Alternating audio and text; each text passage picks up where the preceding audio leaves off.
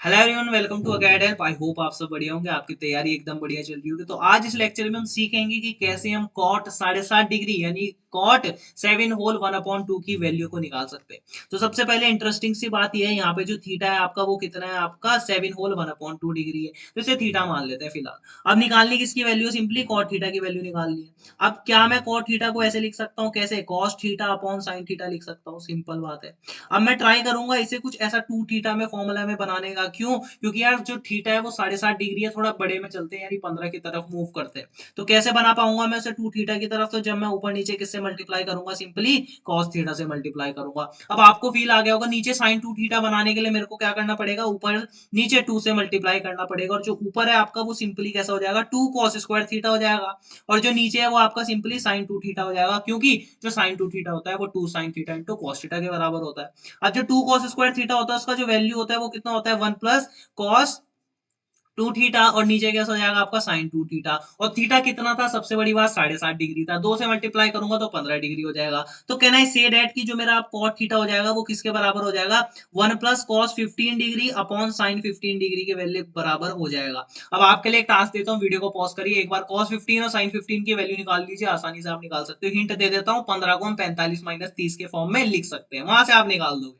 ठीक है।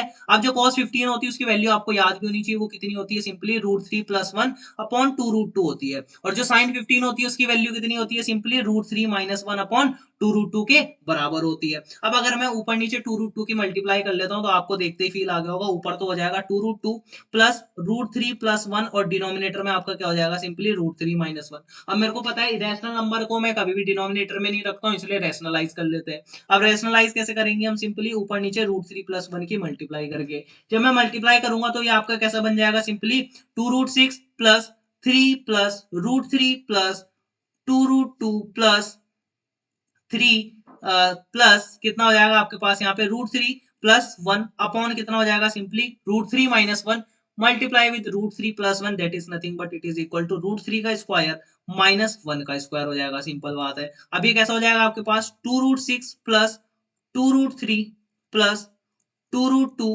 + 4 अपॉन 2 हो जाएगा। कैसे 2 कैसे हुआ, तो √3 का स्क्वायर -1 क्या हो जाएगा आपका, सिंपली 2 हो जाएगा। 2 से ये कैंसिल, ये कैंसिल, ये कैंसिल, ये कैंसिल, सिंपल सी कैलकुलेशन है, आसान सी मैनिपुलेशन है।